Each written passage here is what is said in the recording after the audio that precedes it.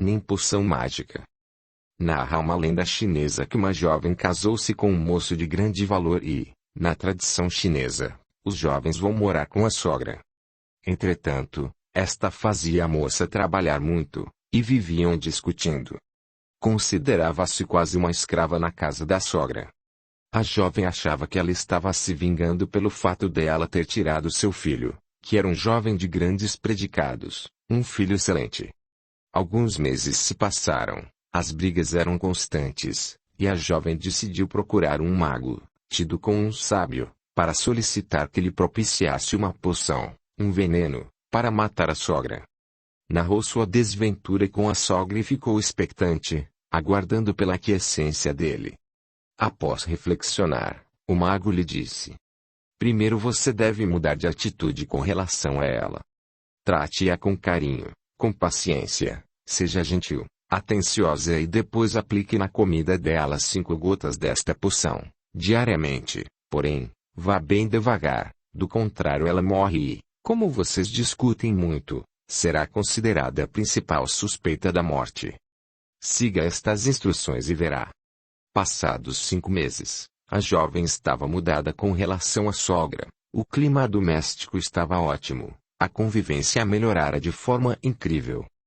Sucedeu que a sogra teve uma gripe forte e esta evoluiu para a pneumonia. Ela se apavorou e procurou novamente o mago rogando que ele fornecesse algum antídoto para o veneno porque agora estava gostando da sogra.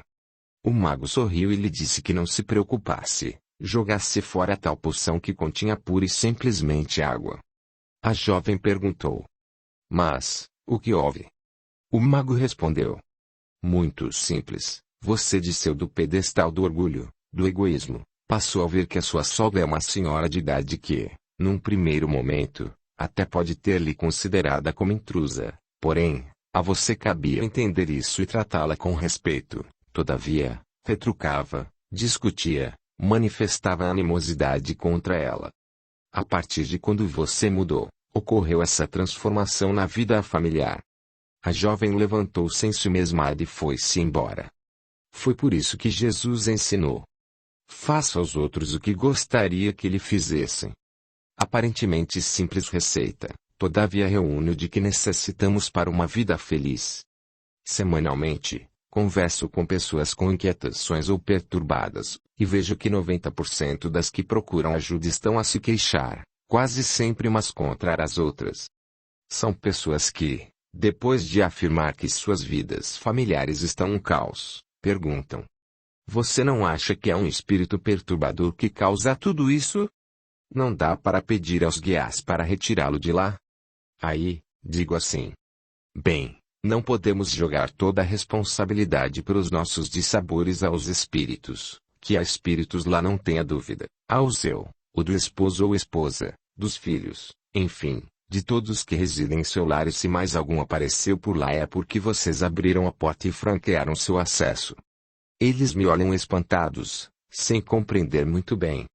Então passo a explicar que, se observarmos atentamente, veremos que a dificuldade está em abrirmos mão de nosso egoísmo, de nosso orgulho para dar aquilo que gostaríamos de receber. Temos imensa dificuldade para usar a água da paz, discutimos em hora errada, não deixamos nada sem resposta, agimos na base do bateu-levou, e então reclamamos porque nossa casa está virada de pernas por ar.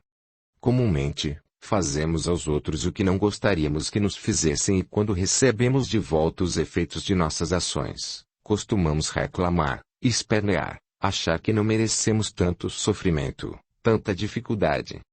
Então, sem cogitar que precisamos mudar interiormente, queremos que a mudança venha do exterior. Mesmo que, num rasgo de compaixão, mercê da misericórdia divina fossem afastados os eventuais perturbadores da nossa vida, viriam outros porque continuamos sendo a mesmíssima criatura que, igual um imã, atrai a perturbação. Também é por isso que Jesus disse: quando o espírito imundo vai embora, e depois volta, e acha a casa limpa, ou seja, a pessoa sem a renovação espiritual, a disposição, vai pegar outros 7 espíritos e passam a habitar ali e o estado da criatura fica pior que estava antes. Muitas pessoas querem resolver seus conflitos de forma unilateral, mas não cogitam de passarem a serem fraternas, caridosas, simples, tolerantes, etc., e aí nem poção mágica resolve. Se o auxílio chegar tarde.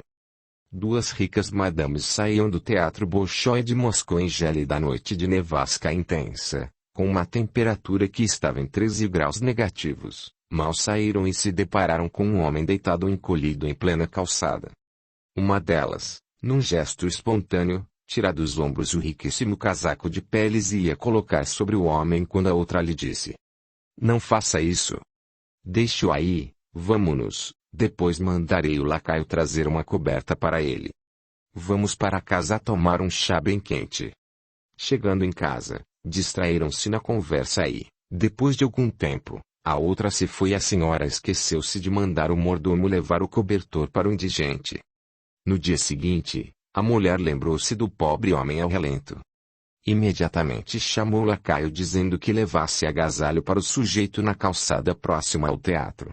Passado algum tempo, o serviçal retornou dizendo que o homem não mais estava no local, que fora recolhido pelo serviço público porque morrera na noite anterior.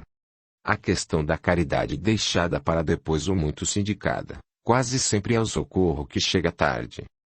Por isso, preciso é seguir os impulsos do momento, quando se trata de fazer algo em favor de alguém. Um jovem chamado Paulo andava por uma calçada quando, à sua frente, outro moço deixou cair alguns cadernos, estojo com lápis e canetas que se espalharam pelo chão. Paulo imediatamente ajudou o sujeito a recolher todos os pertences. O jovem agradeceu e Paulo começou a caminhar ao seu lado, conversando com ele. O rapaz que se chamava Fábio parecia meio triste, meio desconsolado. Chegaram à casa de Paulo e este convidou Fábio para tomar um refrigerante. Ele, meio sem jeito, acabou concordando. Depois de tomar o refrigerante, dirigiram-se até a sala e começaram a jogar videogame. 1h30 depois, Fábio despediu-se de Paulo e foi embora. Passados uns 20 dias, ele recebeu uma carta de Fábio agradecendo a ele por ter salvado sua vida, porque, naquele dia em que se encontraram, ele estava indo para suicidar-se em casa. Morava sozinho e estava vivendo dias de muito desgaste emocional e resolvera dar cabo da própria vida. Todavia, aquele tempo que passara com Paulo levou-o a pensar na besteira que ia fazer e quando saiu da casa dele já havia desistido da ideia de suicídio. Imaginemos se Paulo passasse de largo por Fábio e não parasse para ajudar a recolher o material, como Fábio poderia ter resistido à indução suicida. Nesses momentos, em que nos deparamos com situações semelhantes, podemos estar sendo teleguiados pelo anjo da guarda da pessoa necessitada ou mesmo o nosso para estendermos as mãos no socorro. Tem um amigo, companheiro de lide assistencial, que por sua vez conhece um cidadão que sofre de convulsões. O sujeito tem feios ataques, cai ao chão se contorcendo e, às vezes, se machuca. Nesses ataques costuma babar em excesso e quase se afoga com a baba. Certo dia, meu amigo andando por uma rua próxima ao edifício onde mora, sentiu uma vontade irresistível de seguir por um caminho que nunca havia feito e, quando chegou a uma praça, viu o sujeito estirado no chão, se contorcendo numa convulsão assustadora. As pessoas passavam, olhavam, mas ninguém o socorria. Meu amigo aproximou-se e viu que ele estava se afogando com a baba. De imediato, socorreu o sujeito que, algum tempo depois, voltou ao normal. Até hoje, ele comenta aquele episódio. Acha que foi intuído a seguir por aquele caminho terminando na praça para socorrer o conhecido que naquele dia estava quase sufocando com a saliva. E se meu amigo parasse à frente do homem e perguntasse aos que olhavam se alguém conhecia o sujeito, se sabiam de sua procedência, etc. Por certo, o pobre morreria à míngua de simples atendimento imediato. Por isso, é bom pensar. Caridade deixada para depois ou muito sindicada é auxílio que chega tarde. O laço do diabo. Certa ocasião, num grupo de pessoas, discutia-se as incongruências e absurdos do ser humano, quando alguém narrou singular lenda de nome O Laço do Diabo, mais ou menos assim. Conta-se que 3 amigos, amantes da boa caçada, combinaram-a para determinado dia de domingo. Na hora aprazada, Todos adredemente preparados, dirigiram-se ao local escolhido. Todavia, mal adentraram na floresta, ouviram uma voz canora, fascinante, tipo sereia, que dizia: Ei, vocês não querem conhecer o laço do diabo? Todos se persignaram, e um deles, supersticioso, conjeturou que talvez aquilo fosse um castigo porque era domingo, dia de ir à igreja e não de perseguir aves e animais em seu próprio habitat, e até sugeriu voltassem, imediatamente, aos seus lares. Entretanto, a voz continuou melodiosa. Não tenham medo. Sigam avante, nada de mal lhes acontecerá. Ao impacto de grande temor, seguiram matar adentro mais alguns metros e depararam com avantajado monte de moedas de ouro. Milhares delas. A voz não mais se fez ouvir. Um deles, o mais afoito dos três, comentou: Ah! Se todos os laços do diabo fossem assim. Outro sugeriu fosse o mais medroso de voltar à cidade buscar bebida para festejarem o achado, enquanto os dois ficariam estudando a melhor forma de transportarem aquele tesouro. Mal saiu o companheiro, puseram-se cada um dos dois a imaginar uma forma de ficar com a fortuna para si. Um deles, aproveitando um descuido do outro, disparou sua espingarda, matando-o sem compaixão, e foi para a tocaia esperar o que fora buscar a bebida. Ocorre que este já a caminho da cidade, pôs-se a pensar: Ora, o tesouro será apenas meu. Decidiu envenenar a bebida a fim de acabar com seus comparsas. De retorno, próximo ao local, foi alcançado por um tiro certeiro do que estava de tocaia e caiu fulminado. O terceiro deles, mal cabendo-se de alegria, por ser o único a ficar com a fortuna, pegou a bebida para comemorar e bebeu sofregamente. Envenenado, já nas vascas de atroz agonia, morreu a seguir, ficando o laço do diabo à espera de novos inquietos. Chegamos à conclusão que, de contínuo, muita gente é seduzida, de maneiras diversas, pela voz que oferece o laço do diabo. Não hesita um segundo sequer para pisar no pescoço de seu companheiro de jornada, seja quem seja, na sociedade, no trabalho, nos negócios, na política, na vida de relação.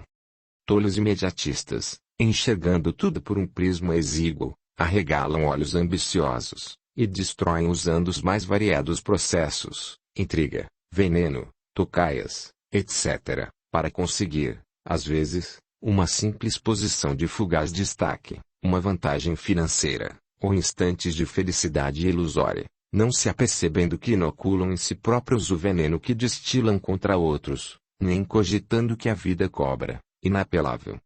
E quão caro pagarão pela incúria. A lenda do laço do diabo deve fazer-nos meditar profundamente, pois a armadilha está em toda parte à espera de algum ingênuo que nela caia. Se alguém duvida que é enganoso o sucesso dos alcançados pelo tal laço, bastará dar uma olhada introspectiva na vida de tais criaturas e ver-se-á que muitas, embora possuindo fortuna, são profundamente inquietas, infelizes até, outras amargam finais de vida terrena dolorosos, que chegam a confranger o mais endurecido dos corações. O que vemos neste mundo parece deixar bem claro que o dito laço existe não é lenda. Quem vai arriscar ser colhido pelo mesmo? O medo dos mortos. Numa grande cidade, certa noite, uma jovem com aspecto esquisito, bastante maquiada, esperava a condução num ponto de ônibus. O local era ermo, deserto, mal iluminado e coberto pela neblina que envolvia tudo. Ao lado, um imenso capinzal que dava para esconder e bem, várias pessoas. De repente, sai do matagal um meliante com uma faca nas mãos, olhos injetados, e vem em direção à moça, e ela, tranquila, impassível, não move um músculo. O bandido se aproxima um tanto desconfiado da serenidade da jovem. Ele tinha certeza que ela o avistara e grita com a arma em riste. Passa a grana, relógio, celular, tudo de valor. A moça continuou parada e o gatuno faz menção de aproximar a faca de seu rosto quando, sem se mover, ela dá uma risada e diz com voz soturna: Engraçado, quando eu era viva nunca fui assaltada, agora depois do morto é a segunda vez que tentam. Quando o fascinor ouviu isto, trazido de susto, arrepiou os cabelos e gritou: Cruz credo. Valei-me São Sebastião. Guardou a faca, saiu em desabalada correria e deve estar correndo até hoje. Audiolivro realizado pelo canal Surya Chand Audiobook. Coisa interessante o pavor que as pessoas têm a tudo que se relaciona com o além. Até o mais perigoso bandido, tido como paradigma de coragem ou sem medo de morrer em tiroteios, arrepia-se e, é possível que, de pavor, até urine nas calças quando veja uma alma do outro mundo. Você ficaria feliz se, quando morresse e voltasse para uma visita à Terra, fosse considerado como assombração? Desde criança me habituei a ver os espíritos daqueles que viveram na matéria física e estão no mundo espiritual, e, quando os via, somente de alguns não gostava e tinha até medo. A verdade é que, alguns são desagradáveis à vista, mas, não há só coisa feia na outra dimensão da vida. É como aqui na crosta terrestre onde existe muita beleza e também muita feiura. É só andarmos em determinados bairros periféricos, beira de arroios e veremos algo não agradável à vista. É só passarmos por uma Cracolândia e a visão daqueles viciados se acabando em vida é uma imagem bem desagradável aos olhos. Aqui na Terra, se formos a um belo parque, bem cuidado, florido, em dia de céu bem azul, sentir-nos-emos num paraíso. Todavia, estamos na crosta terrena ainda. Quando jovem morei numa república de estudantes que era num grande casarão onde outrora fora um tipo de hospital e lá passei pedaços difíceis com os espíritos. Da turma que lá morava, o único que via o que acontecia era eu. O pessoal, naquela idade só queria saber de festa, divertimentos e algum estudo. Assim, quando ia escurecendo eu já ficava preocupado, pois, a maioria do pessoal saía ou algum outro ficávamos. Então, acontecia o inacreditável. Cadeira sendo arrastada, porta que batia sozinha e muito mais. Tínhamos uma cozinheira que, certo dia, tomou uma bofetada de alguém invisível. Doutra feita, ela estava cozinhando e, um prato saiu voando da prateleira esfacelando aos pés dela. A pobre mulher demitiu-se e foi embora o mais rápido que pôde. A gente estava sentado à sala e de repente eu vi alguém passar de um cômodas para outro. Perguntava a este ou aquele colega se vira algo e nada. Só eu enxergava. Que dilema. Até que me mudei para outra república, porém. Há também a questão da sintonia. Para vermos os bons e tê-los como companhia, é preciso pensar com elevação de sentimentos, vibrar pelo bem, pensar e agir no bem. A lei da física que diz: os semelhantes se atraem, é algo de significação bem maior que imaginamos. Cada um terá a companhia invisível que merece. É simples. Um médico humanitário, portador de excelentes sentimentos, desses que fazem da medicina um sacerdócio, aos quais não tem hora, nem dia para o atendimento dos doentes, imaginemos com quem andará. Desnecessário dizer. Agora, pensemos num profissional da medicina que estudou porque foi obrigado pelos pais, que queriam fazer dele um doutor, mas ele queria ser comerciante. Então, faz da medicina um comércio e só vê cifrão à sua frente. O dinheiro, o luxo, a ostentação, o poder, é tudo que o move. Imaginemos com que tipo de companhia invisível andará. Vim saber depois, que, quanto maior o medo de almas do outro mundo, maior será o sofrimento, pois, o medo é o fornecedor de energias que favorecem aos desocupados do astral que se divertem com o pavor demonstrado por muita gente. Antigamente eu rezava olhando para o lado, tremendo de medo, e nada adiantava. Depois de aprender e dominar o pavor tudo melhorou, deixei de sofrer e, através da mente posso atrair os bons amigos da espiritualidade que sempre demonstram seu afeto e carinho, apesar dos outros, os espíritos ainda perturbados, vez que outras surgirem aqui e ali. E não adianta ter medo. O objetivo da vida. Depois de ter estado num campo de concentração durante a Segunda Guerra Mundial, o notável Viktor Frankl retornando a Viena e reconstruindo a sua clínica estabeleceu uma terapêutica, a mais eficiente para aqueles anos posteriores à guerra. A terapêutica do objetivo da vida. Quando o paciente chegava para ele e dizia: "Ah, doutor, Eu quase me matei. Muito bem. E por que não se matou? O senhor acha que eu deveria me matar? Não, não. Eu só estou perguntando por não se matou. Porque eu tenho um filho para criar. Então esse é o objetivo da sua vida. Ele escreve com certa amargura. Porque do lado de fora do campo de concentração, em que a pessoa tem liberdade, os indivíduos se matavam com tanta facilidade. Dentro do campo, o índice de suicídios era mínimo. Quase todos queríamos viver para denunciar os terríveis crimes contra a humanidade, o genocídio dos nazistas. Nós tínhamos esse desejo de denunciar. Narra que um dia estava conversando com um notável geógrafo e com outra pessoa que era dicionarista. Os dois estavam planejando cometer suicídio. Já era 1945 e quase não tinham resistência, naquele campo de trabalhos forçados e de extermínio. A solução surge, continua narrando, quando você tem de viver, porque tem um objetivo na vida. Prolongue a sua existência, viva a cada momento, porque você vai ter a rara oportunidade, quando sair do campo, de continuar sua obra. E ao dicionarista: você concluiu o seu trabalho? Não. Está pelo meio. Então, você tem uma dívida para com a humanidade. Viva para poder terminar a sua obra. Os três foram salvos pelos russos, que chegaram ao campo a tempo.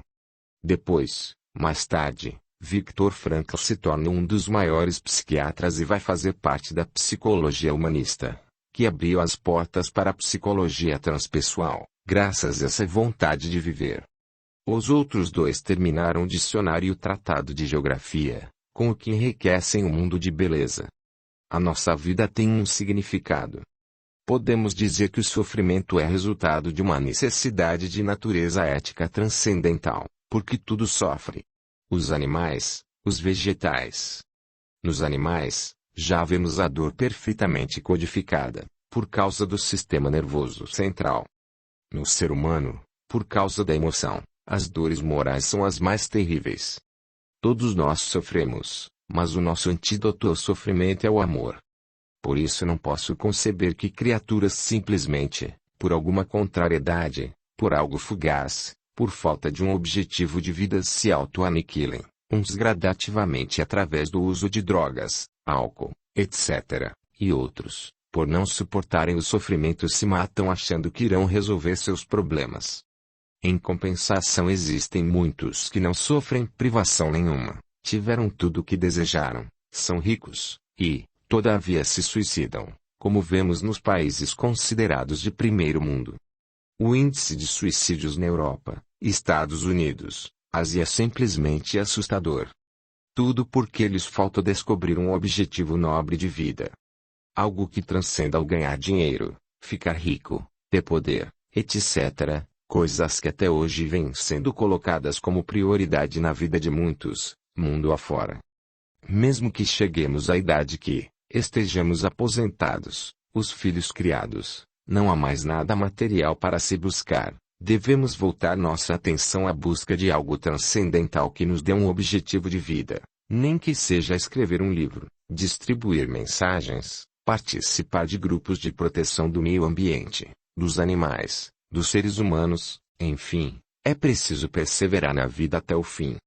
Por isso tudo, necessário é buscar esse objetivo, lutar à exaustão, pois, do contrário, a tendência a desertar da vida na Terra é uma sombra que acompanha a muitos e sucumbir a ela é muito fácil. O que faz o preconceito? Conta-se que um rapaz que estivera na Guerra do Golfo foi enviado de volta a casa. Seus pais, multimilionários, moravam em Nova York, porém, ele não fora direto para lá. Viajara ao Texas e, em Dallas, se hospedara no hotel. Ligou para casa e sua mãe, uma snob dama da alta sociedade, ficou muito alegre quando ouviu a voz do filho e lhe perguntou onde ele estava.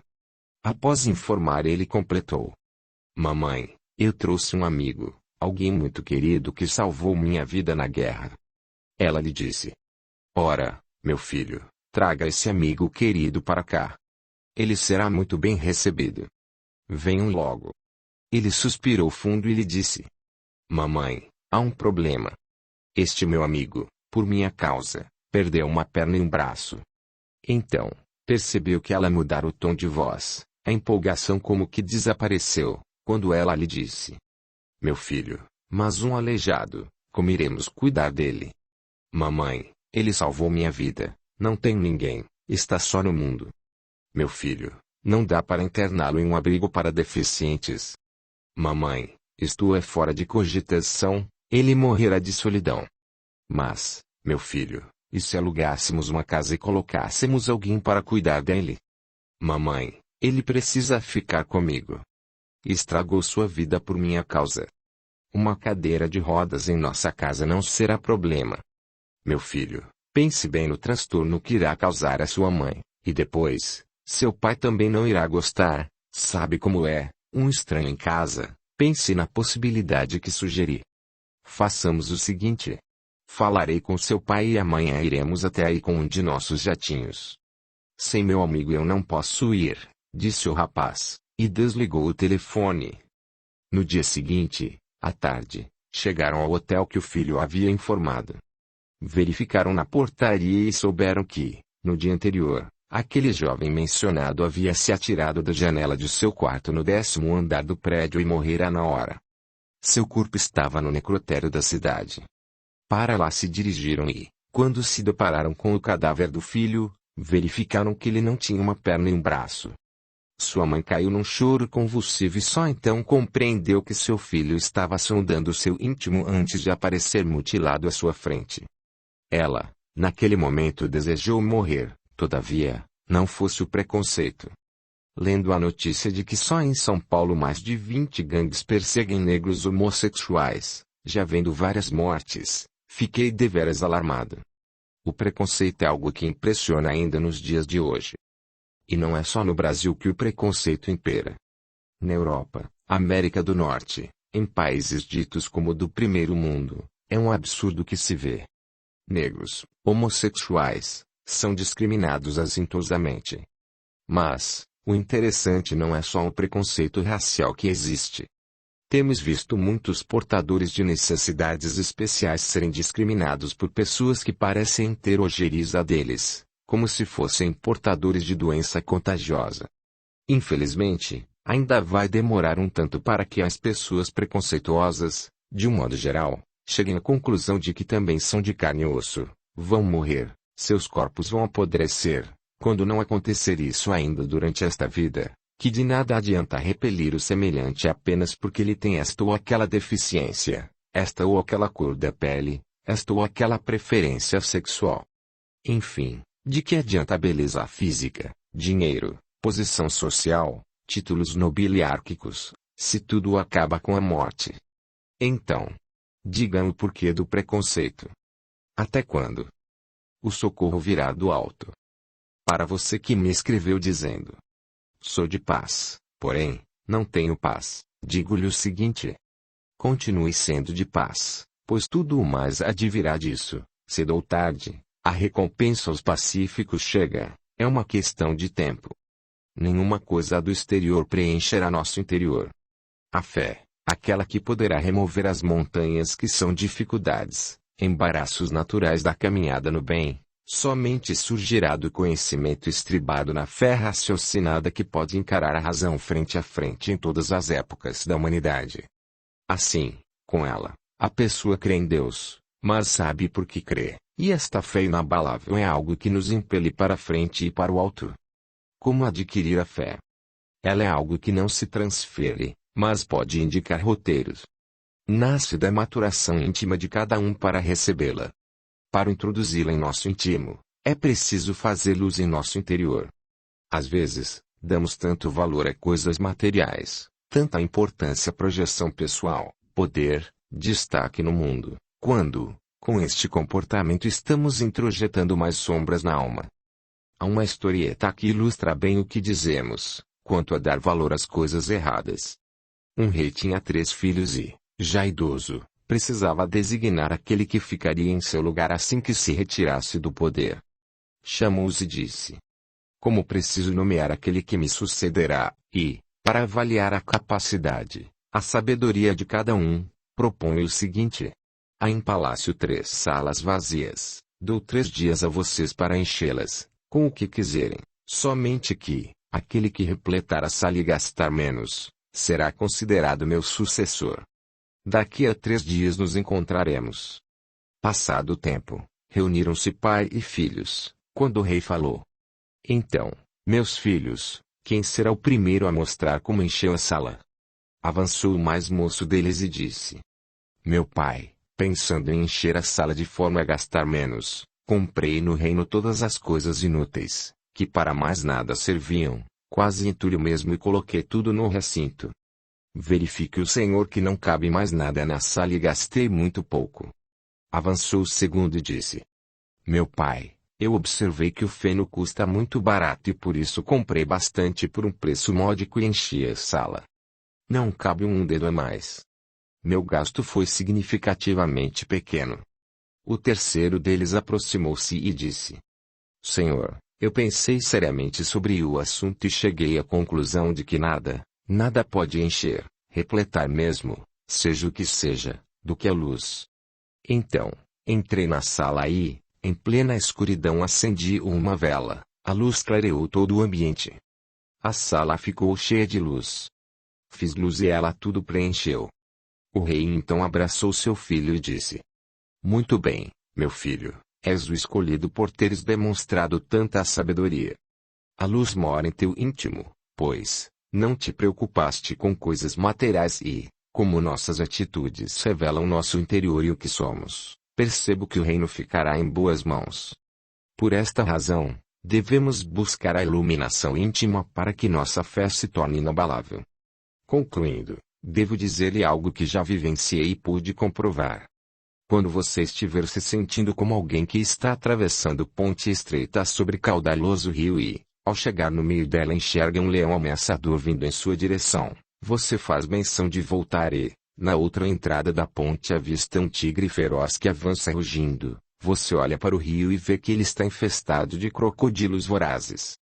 Então, quando estiver sitiado ao norte, ao sul, ao leste e oeste, nessa ocasião, como você perseverou no bem, na paz, mantém fé inabalável, tenha certeza, o socorro virá do alto. O suicídio. Alguns países ricos, altamente desenvolvidos, ditos de primeiro mundo, possuem assustadora taxa de suicídios. O número de pessoas que se matam na Suíça, Suécia, Japão, Alemanha, Estados Unidos, só para citar alguns, é impressionante. São pessoas ricas, a quem não faltava nada em termos materiais, milionários que perdem a vontade de continuar vivendo na Terra, pois acham que já desfrutaram tudo o que existe no mundo. Parece algo sem explicação, coisa que ninguém entende, mas que acontece. Conta-se que no estado de Minas Gerais, uma senhora carregando uma criança nos braços procurou Chico Xavier e lhe disse. Seu Chico, esse é meu filho. Ele nasceu cego, surdo, mudo e sem os 2 braços. Agora surgiu um problema nas pernas e os médicos querem amputá-las. Pode me dizer alguma coisa a respeito? Chico fica em silêncio, parece concentrar-se e depois lhe diz. Emmanuel, o nosso benfeitor espiritual está aqui me dizendo o seguinte. Nas 10 últimas encarnações esse menino cometeu o suicídio. Por isso nasceu cego, surdo, mudo e sem os 2 braços. Porém, agora, depois que atingiu os 5 anos de idade está aflito tentando encontrar um rio, um precipício para se atirar. Assim, os médicos têm razão. Deixe que lhe amputem as pernas para que ele fique um pouco mais de tempo na terra, desfrutando a bênção do corpo físico. A senhora retirou-se conformada com o que ouvira e seguiu rumo ao hospital. Há muita coisa aparentemente sem explicação que se passa nesse mundo e merece nossa reflexão. Se não enxergarmos por um prisma espiritual, fora da vida terrena, dificilmente encontraremos respostas para tantos fatos que parecem desafiar toda e qualquer lógica. É necessário colocar o pensamento além da vida física para que, ao menos, não nos deixemos levar pelo pessimismo, materialismo, pela descrença.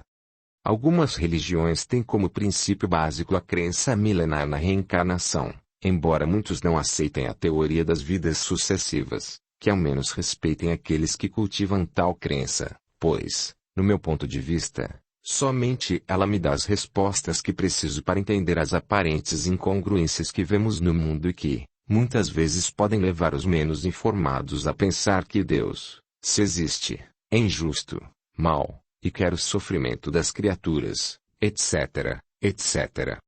Precisamos refletir com Shakespeare que disse: há mais coisas entre o céu e a terra do que imagina nossa vã filosofia.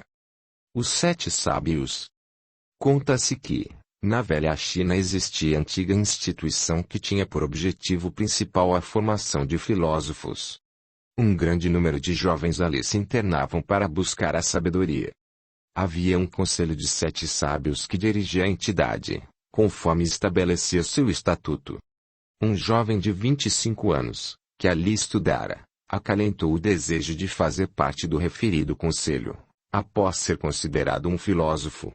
Solicitou uma audiência com o conselheiro Mori, e, quando foi recebido externou sem preâmbulos a que viera. O dirigente lhe disse ser isto impossível, visto que o estatuto milenar da instituição estabelecia que o conselho seria sempre de 7 membros, e, portanto, sua pretensão era absurda, visto que, se algum dos conselheiros morresse a vaga seria ocupada por um filósofo com mais idade, mais bagagem de vida e não por um jovem sem experiência alguma. Entretanto, o rapaz insistiu, e o conselheiro lhe disse que seria agendada uma audiência pública com os 7 conselheiros onde seria dada a resposta oficial a ele. No dia aprazado, após exposto o assunto, foi apresentada a negativa formal ao rapaz. Este saiu do mosteiro, foi correr mundo e, 10 anos mais tarde retornou e pediu audiência com o conselheiro Mor. Recebido, expôs seu desejo. Queria fazer parte do conselho de 7 sábios. O mandatário sorriu e disse ser impossível tal pretensão. O jovem não se deu por vencido e disse querer ouvir a resposta em público, numa audiência com a presença de todos os estudantes da instituição. Assim foi feito. Na data agendada, o conselheiro Mor, pensando em dar uma lição àquele insolente, preparou com toda a pompa o ambiente e, após iniciada a audiência, tomou da palavra e disse ao público o que o rapaz estava requerendo. Em seguida, para responder à petição do moço, apontou para uma jarra de água que mandara colocar sobre a mesa e disse: "Vês esta jarra? Ela está cheia de água e simboliza nosso conselho e, como não cabe mais nenhuma gota, assim também ele é. 7 sábios, nem a mais nem a menos, apenas 7. O rapaz levanta-se, aproxima-se da mesa onde estava depositado um lindo buquê de flores de rara beleza, toma de uma flor e coloca-a, com cuidado, na jarra. A água demonstrou ligeiro tremor, mas não derramou. O jovem então afirmou: se a jarra simboliza o conselho, a flor representa a sabedoria e, tudo que se assemelhe à beleza de uma flor caberá em qualquer lugar. A sabedoria é tão bela quanto uma flor e haverá nas mentes sempre lugar para ela em qualquer tempo. A plateia quebrou o protocolo e rompeu em aplausos. A partir de então, foi alterado o antiquíssimo estatuto da entidade e o moço passou a integrar a direção da entidade. A historieta demonstra que sabedoria, iluminação não é a mesma coisa que a instrução, sendo algo que deve ser buscado através de esforço cotidiano estribado em muita observação, meditação, que leva à pesquisa, ao conhecimento transcendental. A sabedoria é algo que vai dar a iluminação interior que muitos experimentam após insistentes buscas e vivência no aprendizado. É produto de iniciativa própria, individual, onde o aprendiz de sábio estará só, mas, do seu esforço ingente, advirá o prêmio da iluminação. A iluminação íntima não é apanágio exclusivo desta ou daquela classe social, de indivíduos deste ou daquele jaez. Adornemos nossa mente com algo igual a flores e teremos nosso lugar onde quisermos. Quando o contrário acontece, se a semeadura é livre, porém a colheita obrigatória, como dizia o Cristo, não queremos ter a pretensão, também, de achar que muitos idosos, os quais hoje são abandonados, colocados à margem, não foram construindo, ao longo do tempo, o castelo de agruras no qual vivem. Não obstante, é óbvio que merecem consideração, pois são seres humanos. Entretanto, não há como negar que colhem hoje o que semearam ontem, pois durante sua vida foram pessoas que, Via de regra, cultivaram grande cota de negativismo, de animosidade e até de violência para com os semelhantes, parentes ou não. Eram dessas pessoas para as quais nada ou ninguém prestava, reclamavam de tudo, das pessoas, dos familiares, do trabalho, da vida. Quando só ia acontecer de chegarem à velhice, pois muitos morrem cedo, são desses idosos que ninguém quer cuidar ou nem ficar perto. Tive a oportunidade de conhecer alguns nessa condição. Quando com menos idade, não cogitaram que envelheceriam e foram aqueles déspotas insociáveis, de qualquer condição social. Há o caso de uma mulher, extremamente pobre, que morava em um pardieiro de beira de arroio e, de lá fora retirada, pois era zona de risco, e instalada em uma casa de alvenaria, construída especialmente para ela, numa área urbanizada, com luz, água encanada, etc. Foram, a mulher e os 2 filhos adolescentes, uma garota de 13 anos e um garoto com 15. A entidade arranjou escola para os 2. Dava assistência à mãe e os filhos. Todavia, a mulher, com um gênio terrível, ainda continuava a reclamar, a destratar, maltratar, enfim, uma pessoa de difícil convivência e, ainda por cima, gostava de tomar uns tragos. Durante alguns meses, permaneceu na casa, depois, certo dia, resolveu ir embora e assim fez. Pegou suas roupas, a menina, e tentou voltar para o mesmo lugar beira de arroio, onde morava antes, porém, como já estava ocupado, resolveu ir morar na rua, juntamente com sua filha. Por alguns dias, permaneceram vivendo na rua, até que foram recolhidas por um serviço assistencial e encaminhados para uma instituição. Todavia, ela continuava reclamando de tudo e de todos. Apesar de ter recebido um local para morar, permanecia renitente na sua mania de discordar, e era só alguém propor-lhe algo para que soltasse os pés. A entidade mantinha um programa de palestras educativas, onde se buscava a melhoria da condição pessoal dos assistidos. Entretanto, o aproveitamento da nossa personagem era quase nenhum. Para cada questão sobre comportamento que era colocada para discussão, ela sempre vinha com a desculpa na ponta da língua. Ora dizia estar muito velha para mudar, ora dizia que isso nada adiantaria, pois sempre foi assim, e não tinha disposição para uma reforma interior. Assim, continuou vivendo na instituição, reclamando sempre, tornou-se uma fofoqueira que não parava de matraquear a respeito de todos de seu conhecimento. Os outros internos da entidade mantinham distância da tal senhora, passando de largo, evitando até dirigir-lhe a palavra. Até que, certo dia, saiu da entidade, arrumou não se sabe como, uma meia água para morar, e foi embora, ela e a filha. Atualmente ela está com 68 anos de idade. Se viver mais um pouco, como serão os anos finais desta criatura, agindo e pensando desta maneira? Daí a importância de vermos como preparamos nossa senectude, através da maneira de ser no agora. Como diz uma canção, o contrário também pode acontecer, ou seja, quem hoje está abandonado, possivelmente se abandonou ontem. Quem nunca errou? Ouvi, dias atrás, as críticas acerbas de certa pessoa contra outra e feitas com empáfia, como se quem censurava estivesse indene a erros nos caminhos da vida.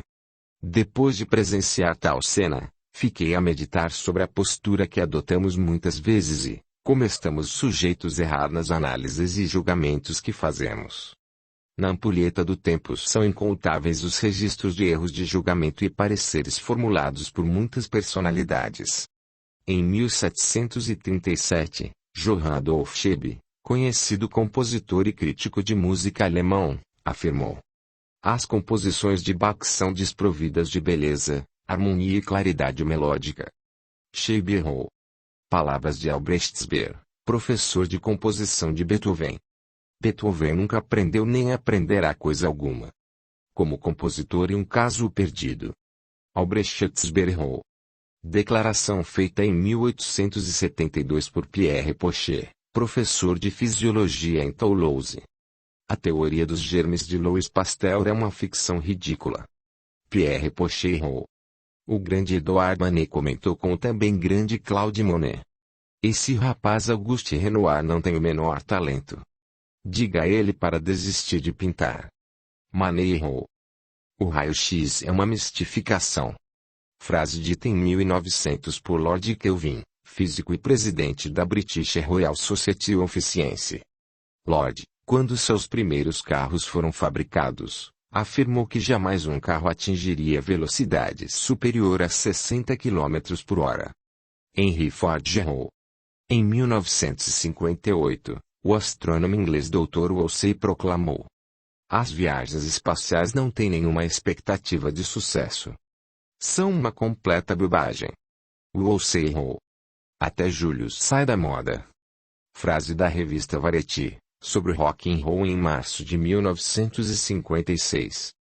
A revista Variety errou. Em 1945, antes da bomba de Hiroshima, Vannevar Bush, um assessor presidencial, avisou: a bomba nunca vai explodir, e estou falando na condição de um expert em explosivos. Bush errou, e neste caso foi pena. Ken Olsen, fundador da Digital, em 1977 disse: não há motivo para alguém ter um computador em casa. Ken Olsen errou. Thomas Watson, presidente do Conselho de Administração da IBM, afirmou em 1943: acho que no mercado mundial há lugar talvez para 5 computadores. Watson errou. A conclusão que se chega é: se tantas pessoas ilustres erraram em suas assertivas, será que nós não estamos errando em muitas das nossas firmes opiniões? É simples falar, criticar, achar que tal coisa ou pessoa não tem valor, que não terá sucesso, que temos maiores condições de elaborar melhor projeto ou executar esta ou aquela tarefa, ter este ou aquele desempenho. Falar é fácil. Um dos maiores sábios da antiguidade dizia: quanto mais aprendo, mais reconheço que nada sei. Quem pode se considerar livre de erros, de qualquer tipo, vida afora? Existirá alguém tão perfeito a ponto de jamais incidir em erros? É por isso que Neumann Manella afirma: toda verdade tem 3 faces. Uma, a verdade como você a vê; outra, como eu a vejo; e a terceira, a verdadeira. Disse Chesterton: levei a vida inteira para descobrir que os outros têm suas razões. A prudência de Abraham Lincoln concluía: quando me preparo para discutir com um homem, passo 1/3 do tempo pensando em mim, no que vou dizer, e 2/3 pensando nele e no que vai dizer. E o mestre dos mestres, frente a apedrejamentos e acusações tendenciosas, sentenciava: quem estiver sem pecado, isto é, isento de erros, que atire a primeira pedra. Receita infalível. Uma jovem trabalhava numa empresa e sofria nas mãos de um chefe truculento, um verdadeiro troglodita que tornava um inferno a vida da moça.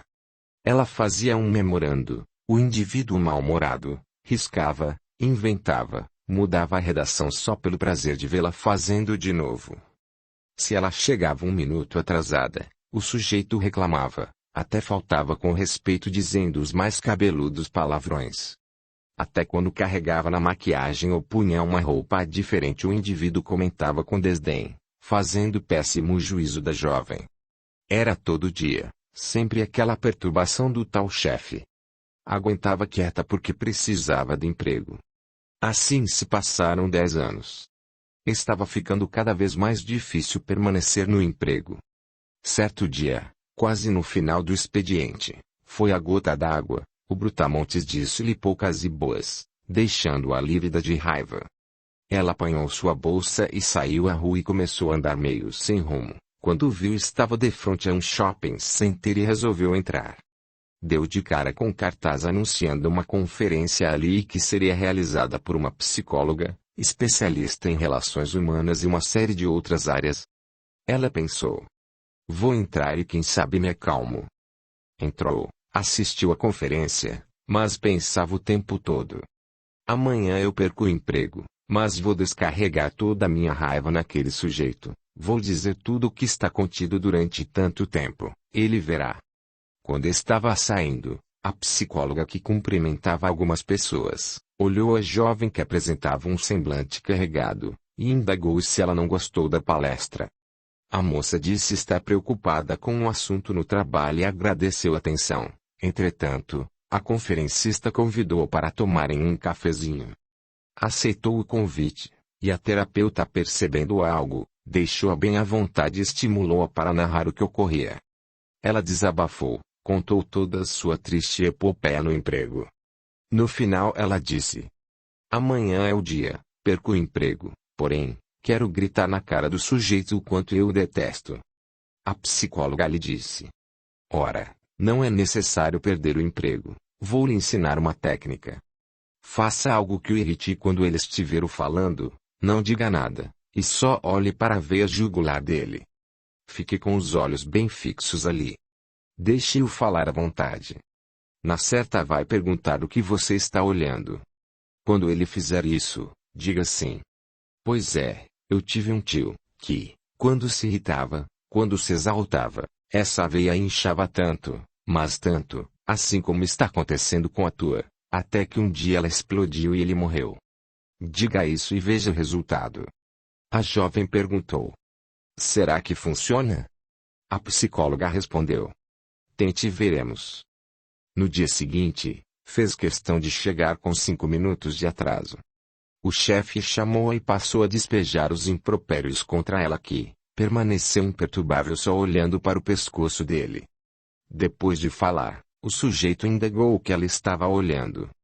Sentiu-se exultante, levantou-se, calmamente, olhou nos olhos e disse: eu tive um tio que toda vez que se encolerizava, a veia do pescoço inchava imensamente, assim como acontece com a tua, e de tanto repetir, um dia ela estourou e ele morreu.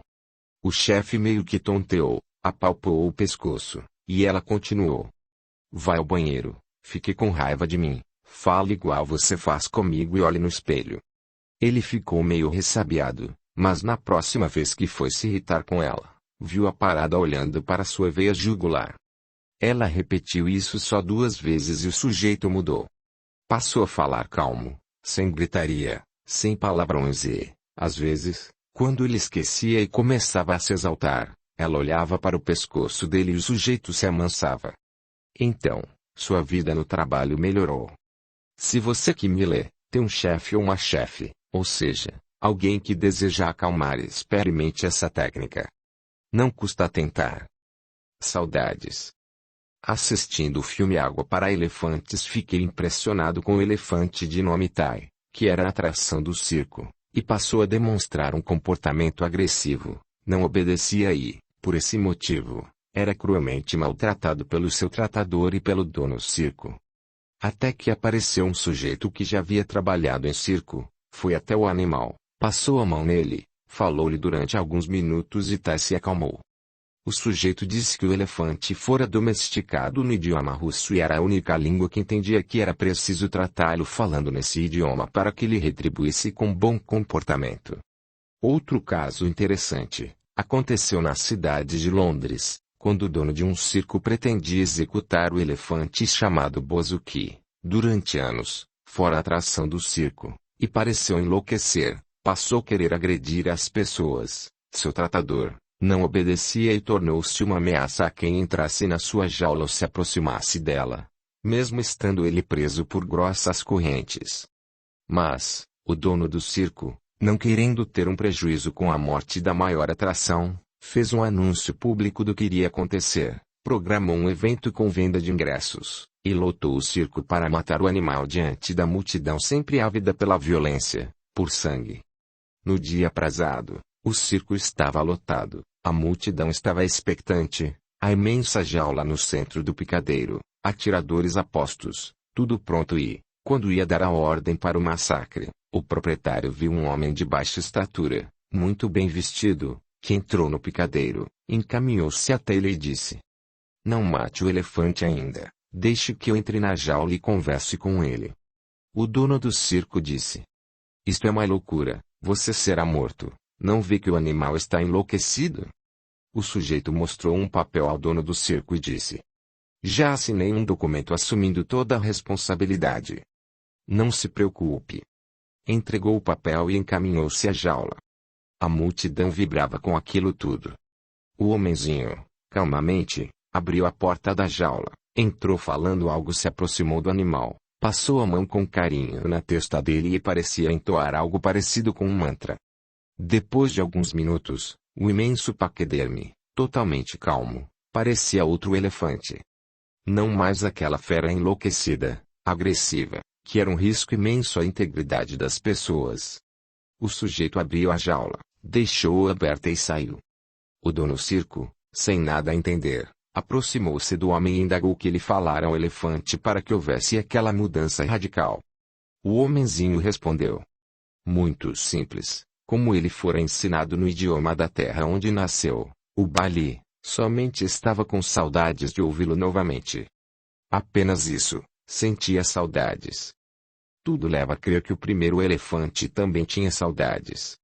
O elefante é um animal que sente saudade de sua mãe, e dizem os especialistas que ele quando está parado fica marchando, num ritmo parecido com as batidas do coração da mãe, o qual ouvia quando ainda estava no ventre dela. Nesse momento está sentindo saudades. Tudo leva a crer que o primeiro elefante também tinha saudades.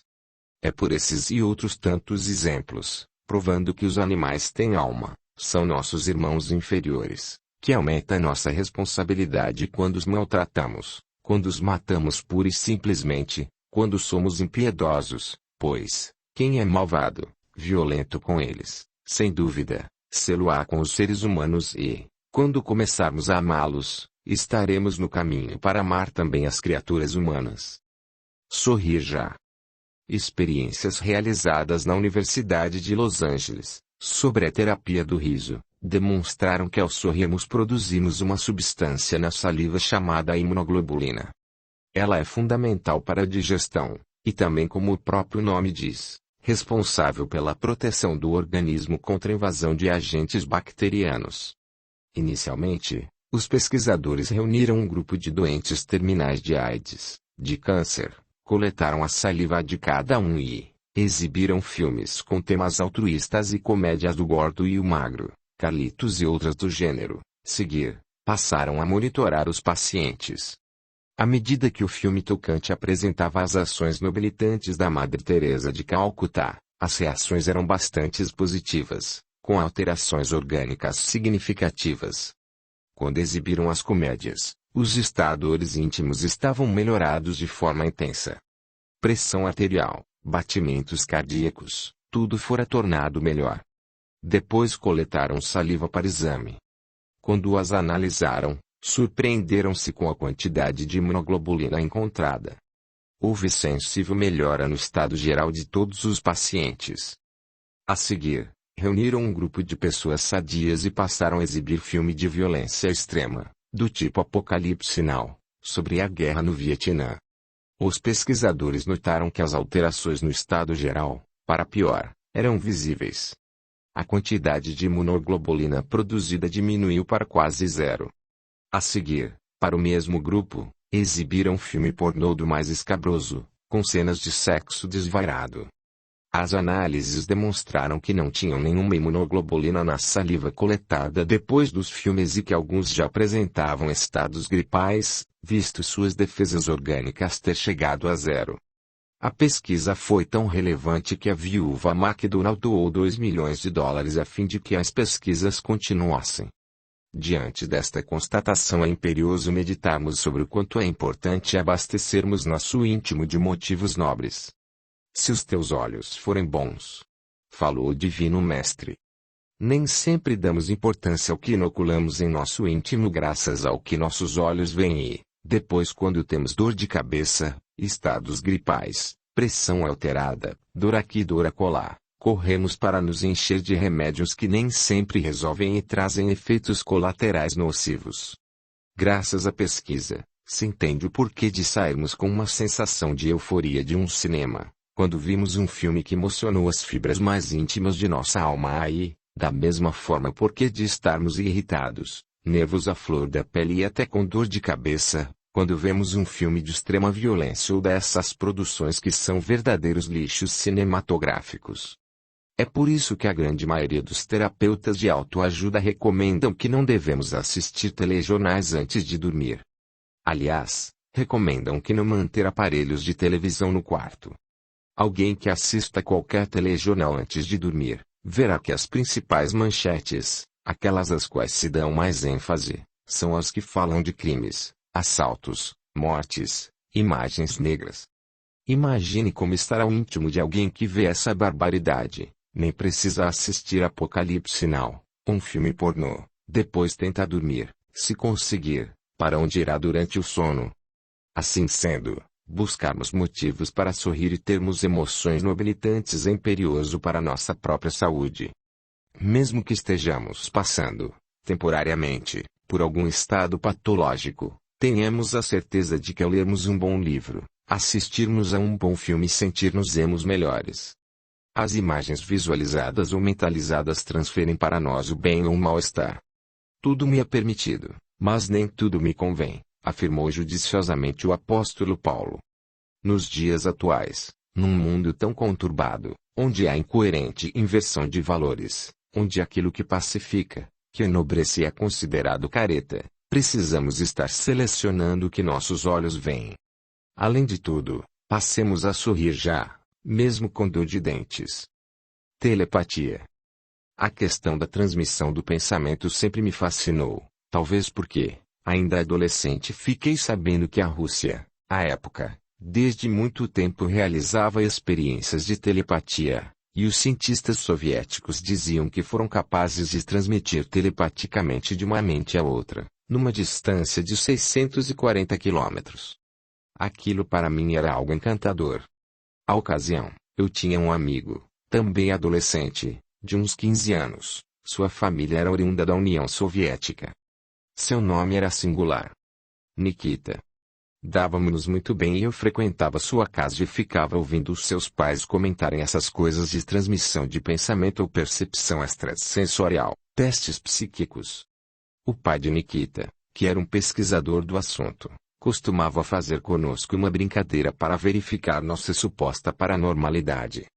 Contou-me o pai do Nikita que, em 1959, os norte-americanos tinham realizado um teste de SP, percepção extrasensorial, dentro de um submarino atômico chamado Nautilus e disseram que a telepatia funcionava normalmente entre a embarcação e a terra firme, até quando o Nautilus descia ao fundo do mar.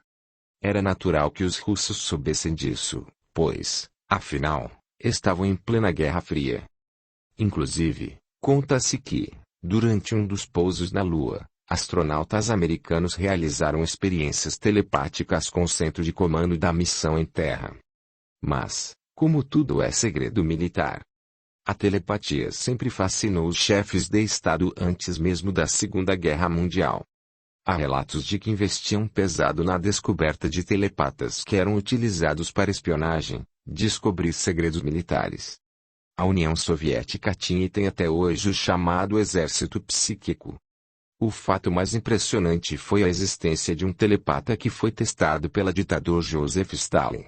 O governante ouvira falar de um polonês chamado Wolf Messing, que detinha poderes incríveis e estava impressionando os pesquisadores. Stalin mandou chamá-lo e perguntou se ele se considerava um telepata. A resposta foi que sim. Stalin ordenou-lhe provasse o que dizia. Messing sai do palácio e vai até um banco próximo ao Kremlin, entra na agência, dirige-se a um caixa e escreve num papel: "Isto é um assalto, me entregue 100.000 rublos", e olha firmemente para o caixa, um senhor já de certa idade. Este vai até o cofre, apanha o dinheiro e entrega a Messing. Novamente frente a Stalin, o ditador diz-lhe que aquilo não era prova de seus poderes paranormais e que o Wolf precisaria apresentar algo mais convincente. O telepata pediu-lhe alguns dias para, sem aviso prévio, provar-lhe que era detentor de poderes mentais.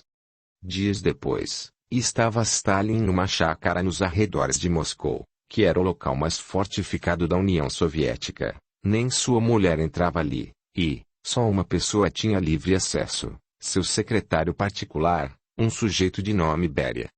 Repentinamente, o ditador vê surgir à sua frente Wolf Messing que lhe diz: "Conforme lhe prometi, aqui está a prova, eu sou um telepata." O mandatário soviético, assombrado, indaga como ele conseguira entrar, afinal, a segurança era perfeita. De que maneira entrara na fortaleza? Messing explica que ficara sabendo que ali, Somente o secretário Beria tinha acesso e, quando chegou à portaria, deu uma ordem mental aos guardas dizendo: eu sou Beria, e os guardas, sob o efeito da ação mental do telepata, viam a Beria e não a ele. A partir daí, até o fim da guerra, nas reuniões de chefes de governo, Messing sempre foi visto como se fora um assessor. Todavia, sua tarefa era tentar adivinhar o que os outros governantes estavam pensando. Nos dias de hoje, a telepatia é considerada importante arma. Os Estados Unidos desenvolvem telepatas nos diversos laboratórios espalhados pelo país, Área 51, Los Alamos, etc. Pessoas com habilidades para ler mentes com facilidade incrível. Para mim, o assunto é deveras fascinante. É fato consumado a possibilidade da transmissão do pensamento. Isso ocorre muito mais que imaginamos. Houve tempos em que me assustei com a facilidade em descobrir o que meus interlocutores estavam pensando. Era algo intrigante. Vez em quando, eu ficava com medo, porém, depois me acostumei à ideia. Mais tarde, aprendi a desconcentrar e, hoje em dia, estou muito tranquilo com relação ao assunto. A transmissão do pensamento é algo que está embasado em leis físicas, até porque, na atualidade, cientistas japoneses declararam ter conseguido fotografar o pensamento. Ora, partindo do princípio de que o pensamento é composto por matéria gerada pelo dinamicamente, pode-se entender como a onda mental se transmite, é sintonizada por outras mentes, a exemplo das ondas hertzianas e tantas outras que nos envolvem e não as vemos. O princípio da sintonia preside sempre a assimilação das correntes mentais. É como uma estação de rádio que, para ouvi-la é necessário efetuar a sintonia exata. Dizem que, ao lermos um livro, se nos mantivermos profundamente concentrados no que o autor escreveu, poderemos até sintonizar com a mente do autor da obra. Isto é algo que pude comprovar. Aquilo que, frequentemente, parece coincidência, mas não é do que pura transmissão de pensamento. São comuns as expressões: você pensou o que pensei? Como adivinhou o que eu estava pensando? Puxa, tivemos a mesma ideia, e por aí vai. Por isso tudo, é mais que importante cuidarmos do que pensamos, porque nosso pensamento é onda que viaja pelo espaço cósmico e poderemos sintonizar com outras ondas que não serão muito interessantes. Lembremos o que afirmou o apóstolo Paulo. Temos a rodear-nos tão grande nuvem de testemunhas. Teodora.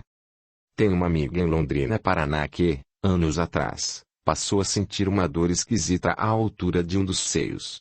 Aquilo foi aumentando, incomodando e, apesar de todos os exames, investigações, nenhuma deficiência física foi constatada.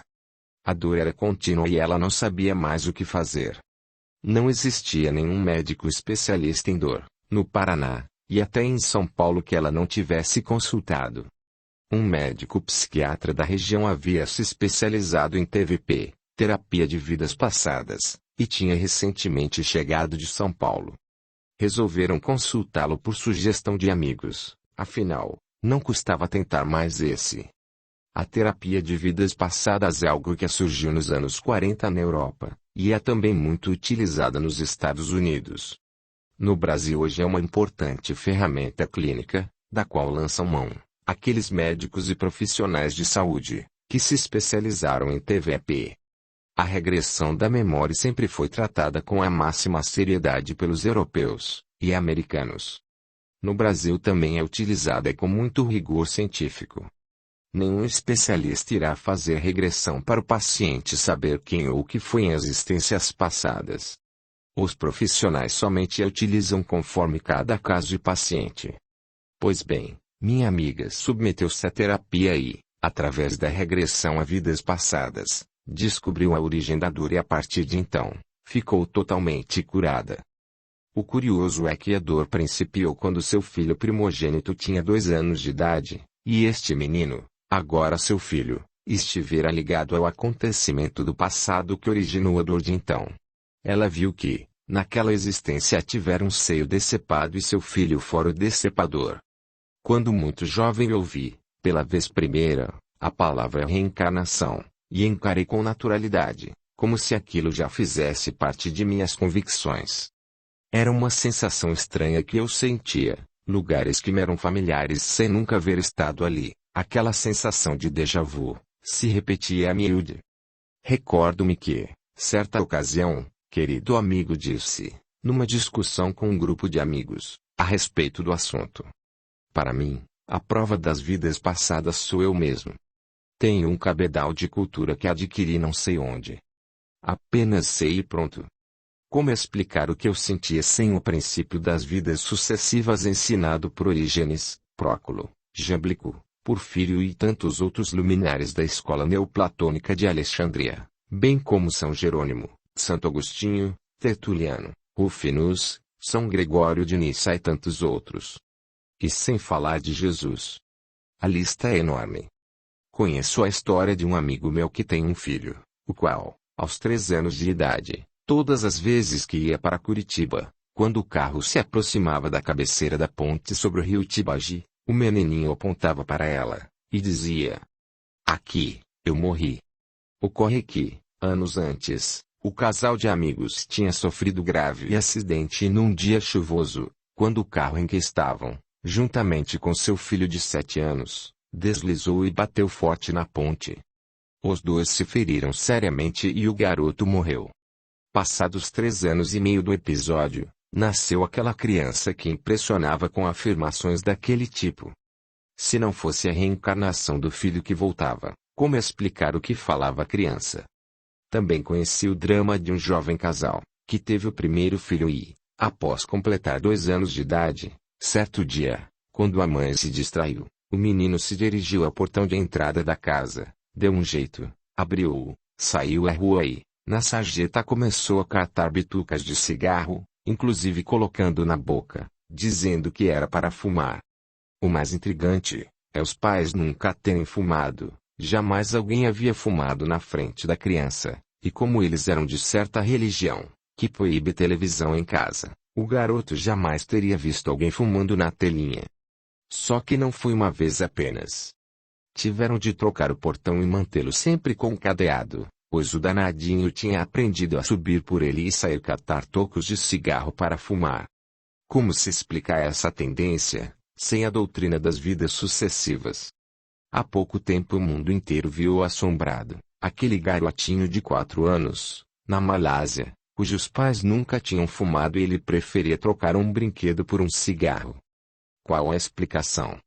Por volta do ano 550 d.C., Justiniano governava o Império Romano do Oriente, e tinha Teodora como sua esposa, uma ex-prostituta, mulher insidiosa, que encantara o imperador e se tornara a comandatária de metade do mundo de então. Depois disso, as meretrizes de Constantinopla começaram a dizer em altos brados: "Ah! Nossa profissão está engrandecida, pois agora temos uma de nós comandando os destinos do império." Teodora, desumana, não se conformava com as conversas ao pé do ouvido sobre ela, e mandou exterminar todas as prostitutas da cidade. Foram assassinadas 560 mulheres. Ocorre que a população era reencarnacionista, indignou-se e passou a alardear: "Ela vai pagar, vai morrer, irá renascer como uma escrava negra e vai sofrer." Teodora, escravocrata, com medo de tal praga, convenceu Justiniano a banir a reencarnação que, no cristianismo era aceita por todos, pois a crença na doutrina dos renascimentos sucessivos vinha desde séculos antes de Cristo, sendo cultuada pelos povos do Oriente como algo absolutamente normal. Então, Justiniano solicitou ao Papa Virgílio I, que fosse para Constantinopla, presidir um concílio a fim de banir a doutrina da reencarnação do cristianismo. O Papa recusou-se, o imperador ameaçou com o uso de força, o pontífice cedeu e o tal conclave foi realizado no ano 553. Entretanto, Justiniano foi muito esperto, pois não podia simplesmente propor, abertamente, acabar com a reencarnação, porque, sendo todo o povo reencarnacionista, isto seria uma temeridade. Daí propôs que fosse abolida a doutrina dos princípios de Orígenes, onde o princípio das vidas sucessivas era o ponto alto. Tudo saiu como ele quis. Banida a tal doutrina, foi introduzida no cristianismo a palavra Ressurreição, que era aceita pelos judeus e, mais conforme ao que pedira Teodora, afinal, para ela, ressuscitar no mesmo corpo seria melhor que renascer como uma escrava negra. Não foi por acaso que Jesus tentou ensinar Nicodemos, o doutor da lei, que não entendeu direito o princípio das vidas sucessivas, o nascer de novo, que Santo Agostinho em Confissões 1:6, indaga. Não teria eu vivido em outro corpo, ou em qualquer outra parte, antes de entrar no ventre de minha mãe? Por isso tudo, simplesmente estariam errados. O Divino Mestre, os pensadores da antiguidade, os sábios da escola neoplatônica de Alexandria, os santos da Igreja, os cientistas russos, americanos, indianos e vários pesquisadores que nada tiveram a ver com religiões, e declararam ter comprovado a reencarnação. Pensemos no assunto. Um exemplo. Fui objeto de muitos artigos, narrativas sobre a atuação do ex-prefeito a respeito do ex-prefeito de Nova York, nos anos 1930, Fiorelli LaGuardia, que tinha uma conduta singular, era figura bastante popular e querido pelos nova-iorquinos. LaGuardia não só levava crianças de orfanatos inteiros para assistir partidas de beisebol, como andava em caminhões do Corpo de Bombeiros, e outras peripécias, enfim, vivia intensamente como verdadeiro servidor público. Narra-se que, numa noite do ano de 1935, o prefeito compareceu a um tribunal noturno que atuava na região mais pobre da cidade. LaGuardia dispensou o juiz por aquela noite e assumiu ele mesmo a condição de julgador dos casos em pauta. Trouxeram à presença dele uma pobre mulher acusada de roubar um pão. Ela declarou a LaGuardia que estava doente, desnutrida, que o seu genro havia ido embora, que sua filha também estava doente e que seus 2 netos passavam fome. Mas o dono da padaria da qual o pão havia sido furtado recusava-se a retirar a acusação. É uma vizinhança ruim, disse o homem ao prefeito. Ela deve ser punida para ensinar às pessoas daqui uma lição. LaGuardia falou à mulher. Tenho que punir a senhora. A lei não abre exceções. São $10 ou 10 dias de cadeia. Todavia, à medida que falava o prefeito pôs a mão no seu bolso e tirou uma nota de $10, colocou-a no seu famoso chapéu de abas largas declarando: aqui está a multa aplicada que eu agora perdoo. Além disso, vou impor uma multa de 50 centavos para cada um dos presentes neste tribunal por morarem numa cidade em que uma pessoa tem de roubar pão para que seus netos tenham o que comer. Pediu a um auxiliar que recolhesse as multas e entregou-as à ré. Dessa maneira, no dia seguinte, os jornais de Nova York anunciaram que $47,50 haviam sido entregues a uma perplexa senhora que havia roubado um pão para alimentar seus netos famintos. Foi pago o dono da padaria, enquanto cerca de 70 pessoas, acusadas de pequenos crimes e violações de tráfego, lado a lado com os policiais da cidade aplaudiam o prefeito em pé. E se fosse aqui no Brasil?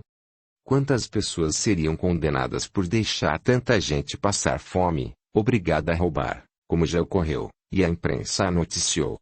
E isso se repete costumeiramente. Lamentavelmente, numa sociedade onde pessoas morrem à fome, onde outros têm de roubar para alimentar crianças, dá até vergonha viver. Até quando? Psicologia de um padre. Um jovem padre de uma cidadezinha do interior estava se destacando pela sua atuação na paróquia que comandava. Tinha grande habilidade para resolver problemas de família e era requisitado pela maioria delas a propósito de qualquer dificuldade. O moço tinha estudado psicologia e, por isso, se tornara, além de tudo, conselheiro espiritual, terapeuta, fosse de quem fosse. Em pouco tempo, era louvado, amado pelos paroquianos da localidade e região. Assim, a repercussão do trabalho do padre chegou até a cidade grande e o bispo ficou curioso em verificar de perto a atuação do jovem padre. Mandou um comunicado afirmando que iria ouvir o sermão do clérigo no domingo. O padre ficou apreensivo. O senhor bispo viria ouvir seu sermão. Mas, onde tempo para preparar a palestra, afinal, os fiéis não mais lhe davam um momento de sossego. Na semana seguinte seria a Semana Santa, E todos da cidade iriam querer se confessar de segunda a sexta-feira, como era o costume. Pensou, e teve uma ideia genial. Colocou um cartaz na entrada da igreja com os seguintes dizeres: Amados paroquianos, nos dias da Semana Santa, para disciplinar as confissões, adotaremos o seguinte programa. Segunda-feira. Os orgulhosos terça-feira. Os egoístas quarta-feira. Os gananciosos quinta-feira. Os ladrões sexta-feira. Os mentirosos. Naturalmente, desnecessário indagar se apareceu alguém. E, assim o padre conseguiu preparar seu sermão em paz. É assustador o quanto temos dificuldade em aceitar nossas deficiências. Ao invés de combatê-las, de alijá-las de nosso íntimo, procuramos dissimulá-las. É só alguém chegar para um de nós e dizer: não seja tão ciumento, não haja assim, para que retruquemos afirmando que não somos ciumentos, que isto ou aquilo. De contínuo, arengamos inúteis justificativas, e, algum tempo depois, concluímos que somos, via de regra, egoístas de fato. Temos que viver nos policiando quanto a isso. É difícil aceitar nossos defeitos, não é mesmo? Pois é, o ideal seria que, ao invés de queremos justificar não sermos orgulhosos, egoístas, ciumentos, etc., que fôssemos humildes para pedir desculpas e mudar de atitude.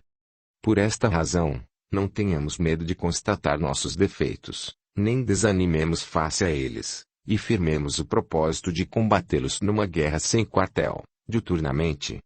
Mesmo que deslizemos e caiamos por causa deles, levantemo-nos e sigamos em frente. Quando nossos defeitos nos levarem ao erro, não descoroçoemos, lutemos e a luta nos fará felizes. Uma epopéia de amor. Neste mês de maio, dedicado às mães, recordo-me de uma história incrível acontecida na capital de um estado do Nordeste brasileiro. Certa mulher, jovem pobre, sem parentes na cidade, trabalhava numa casa de família e, inadvertidamente, ficou grávida de um namorado que não mais quis saber dela e sumiu no mundo. A moça insistiu em dar à luz à criança, apesar de as circunstâncias da vida ser contra ela. Depois que a criança nasceu, ela ficou naquele emprego mais 4 anos e após foi viver sozinha com seu filho em modesta casa que seus ex-patrões arranjaram para ela. Começou a trabalhar como lavadeira para sustentar a casa e o menino que crescia a olhos vistos. Os anos foram passando, o filho concluíra 1 grau e 2 grau com louvor, pois, afinal, ela incutira nele todo o senso de disciplina e responsabilidade. Depois o moço quis cursar uma faculdade, inclusive tinha o sonho de ser médico. Porém, como sua mãe trabalhava diuturnamente levando e passando, tinha grande freguesia, é verdade, mas, daí a custear uma faculdade de medicina. Ela então conversou com quem pode para conseguir uma bolsa de estudos para o filho, e tanto insistiu que alcançou o objetivo. O jovem passou no vestibular de medicina e ganhou a bolsa para concluir seu curso. Os anos passaram, a mulher trabalhava dobrado para comprar boas roupas e tudo mais que o filho precisava. Ele estava no final do curso e se tornara residente de importante hospital da cidade. Mal começara a residência, disse à sua mãe que não mais voltaria para sua casa, pois, como sempre fora muito estudioso, dedicado à medicina, caíra nas boas graças do diretor clínico e proprietário do hospital. Inclusive, estava namorando uma de suas filhas e não ficava bem para ele circular por aquele bairro pobre ou mesmo trazer sua garota naquela casa. Assim, não mais retornou à casa de sua mãe. Concluiu o curso, e como se preparava a grande solenidade de formatura, lembrou-se de sua pobre mãe. Resolveu levar um convite de formatura para ela, talvez apenas para se exibir do que qualquer outra coisa. Numa tarde, parou o carro na frente da modesta casa, entrou com o convite na mão e entregou à mãe. Permaneceu alguns minutos na casa e foi embora. A pobre mãe apertava o convite junto ao peito e pensava com alegria: meu filho está formado. É um médico. Graças a Deus. Olhou a data da formatura e pensou: tenho que comprar um vestido, um par de sapatos para a festa. No dia seguinte comprou um vestido vermelho e sapatos combinando. Achava que iria se sentir uma princesa na solenidade de formatura do filho. Apesar de estar já madura, queria alisar o cabelo, maquiar-se, enfim, pensava isso. Dias depois, como o filho não mais aparecia em casa, resolveu ligar para o hospital e, a muito custo, conseguiu falar com o filho. Disse exultante de sua alegria pela vitória do filho e contou-lhe que havia comprado um lindo vestido e iria sentir muita emoção no dia. Mal terminou de falar, o filho lhe disse: Mãe, quando eu levei o convite foi apenas para você saber, mas não precisa ir à festa. Imagine, mãe, a senhora do meio de tanta gente importante, uma pobre negra da periferia. Proíbo-lhe de aparecer no dia. E desligou o telefone. Ela não sufocou o pranto e, desalentada, atirou-se sobre a cama. Aconteceu a formatura, soube pelos jornais da grande festa. Nunca mais vira o filho. Algum tempo depois, ela principiou a passar mal, e se constatou que estava tuberculosa. As muitas lavagens de roupa, muita umidade, acabaram por afetar-lhe a saúde. Como morava sozinha, passou maus bocados, ora ficava internada, ora em casa, sempre a se lembrar do filho. Quando seu estado se agravou e ela sentiu que iria morrer, pediu para alguém chamar um grande amigo que possuía naquela cidade. Era alguém que passara a vida inteira ajudando a infância desvalida e tantos quantos fossem os necessitados que batessem à porta da instituição que dirigia e assim o faz até hoje. Quando chegou e viu o estado da pobre mulher ficou confrangido. Ela falava tanto de seu filho, com aquele orgulho que só as mães sentem. Disse da sua preocupação com o futuro do rapaz. Ela pediu-lhe que depois que se fosse da terra, que falasse com ele. Narrou a saga de sua vida em torno do filho. Dizia que não sentia um pingo de mágoa por ele tê-la abandonado, que entendia suas razões. Esse amigo perguntou-lhe se não queria que ele avisasse seu filho para comparecer ali. Ela disse que não. Mas uma vez o amigo retornou à sua casa e, num dia de muito sol, ela exalou o último suspiro no corpo físico e seguiu rumo às estrelas. Aquele homem, de virtudes peregrinas, condoeu-se tanto com o que lhe pedira a mulher, e telefonou ao jovem médico, pedindo-lhe que viesse à instituição para conversarem sobre sua mãe. O rapaz disse estar muito ocupado e que não poderia ir até lá, mas nosso amigo insistiu e disse que sua mãe havia morrido, mas que lhe externara um pedido. Naquele dia, ao final da tarde, o médico apareceu na entidade. Ouviu calado toda a história que sua mãe havia narrado ao generoso filantropo, o quanto ela amara aquele filho, seus anseios, e ainda demonstrava grande preocupação pelo futuro do jovem.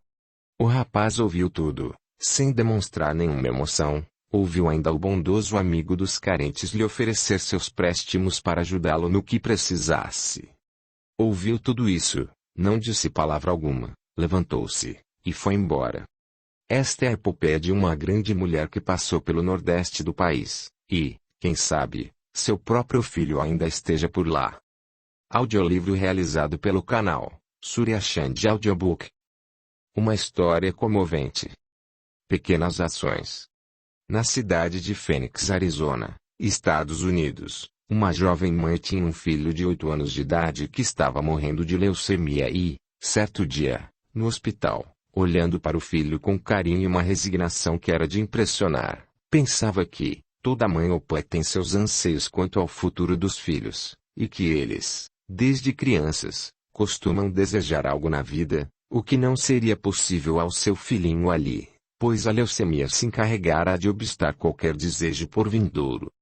Tinha acabado de conversar com o médico e este havia dito que em 2 ou 3 dias, 5 no máximo, seu filho estaria morto.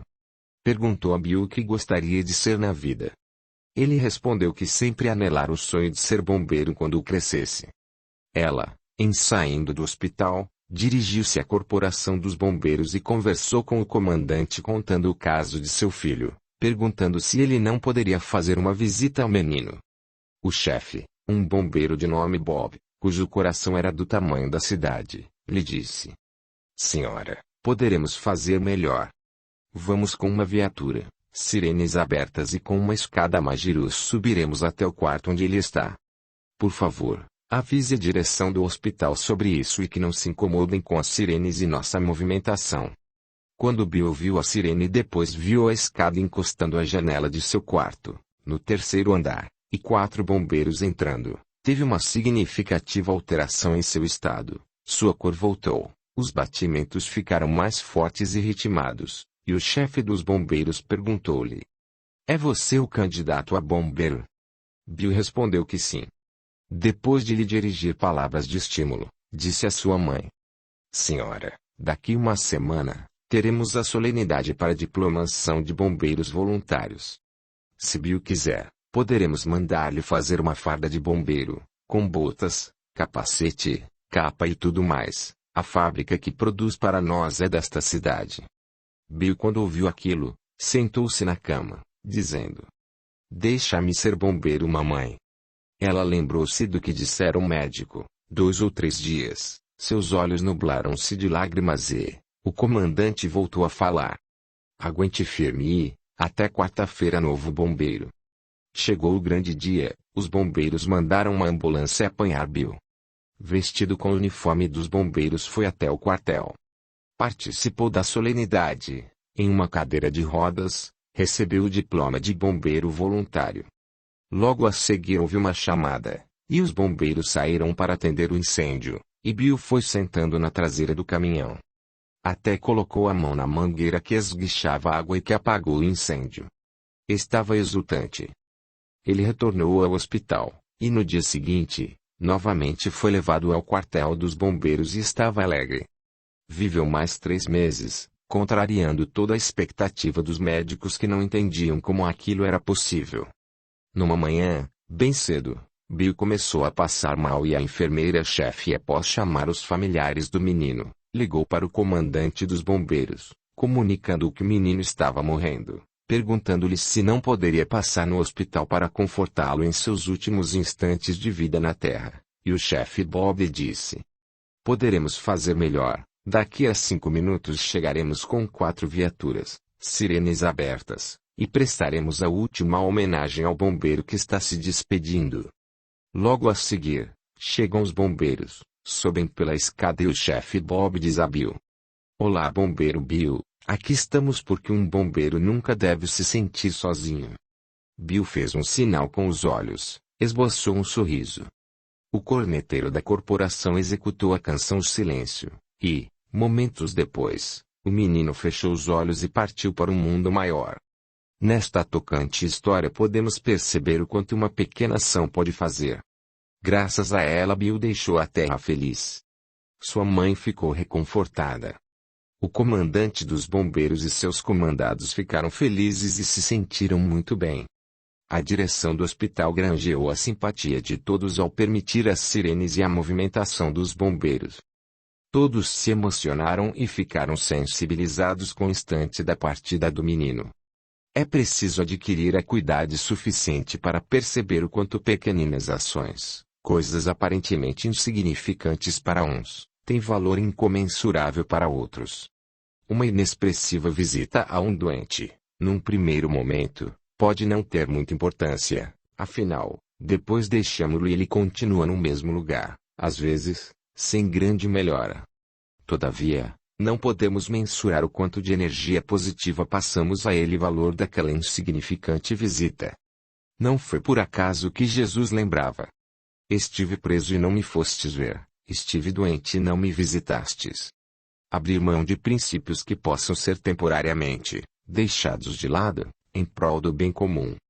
Não ser inflexível a propósito de tudo e de todos. Pequenas ações, pequenos gestos. Desde um simples gentil comentário a um trabalho de alguém que, para nós não vai custar nada, mas terá grande valor para quem o recebe, e até algo que possa fazer tanto bem quanto fizeram os bombeiros da cidade de Fênix. Há quanto tempo não fazemos uma pequena ação em favor de alguém? Pensemos no assunto. A vida em outras existências. Ao cair da noite olhas o sol na linha do horizonte, meditas, contemplas o infinito. No entanto, tanta beleza, tanta grandeza te extasia e te confunde. O que representa para nós tudo isso? Para que isso tudo? Assim vem, ora a melancolia, ora a incerteza no amanhã. Nas vidas sucessivas que se perdem na esteira dos milênios, passamos por várias transições no universo e, quando nos vem essa nostalgia, essa incerteza, é que, por certo, nos achamos ainda ligados a outras vidas. Daí muitas vezes termos saudades intuitivas daquelas existências em que nos comprazíamos em vícios ou paixões, ou então, lembranças das dores e dos sofrimentos passados naquelas vidas. Indagarás a ti: que acontecerá no futuro? Que serei depois que terminar esta vida? E se continuas com conjecturas desse teor, poderás talvez sentir ainda mais incerteza ou desânimo. Mas, se pensares que por detrás de tudo o que extasia a visão manifesta-se uma inteligência suprema, que criou e dirige esse engenho universal, e se pensares ainda: essa inteligência criou o que vês, perceberás que ela é a bondade suprema. Analisemos o magnetismo de atração dos mundos que, em suas caminhadas pelo cosmos se interdependem, uns não avançam sem levar outros em suas órbitas, a atração dos minerais, dos vegetais, e o que liga os seres humanos, provando que todos procedemos da mesma fonte criadora. Por que existo? Perguntarás. Se vives é porque fostes criado pela inteligência suprema que elaborou toda essa perfeição que vês. Diz-nos a lógica: todo efeito inteligente deve ter, igualmente, uma causa inteligente.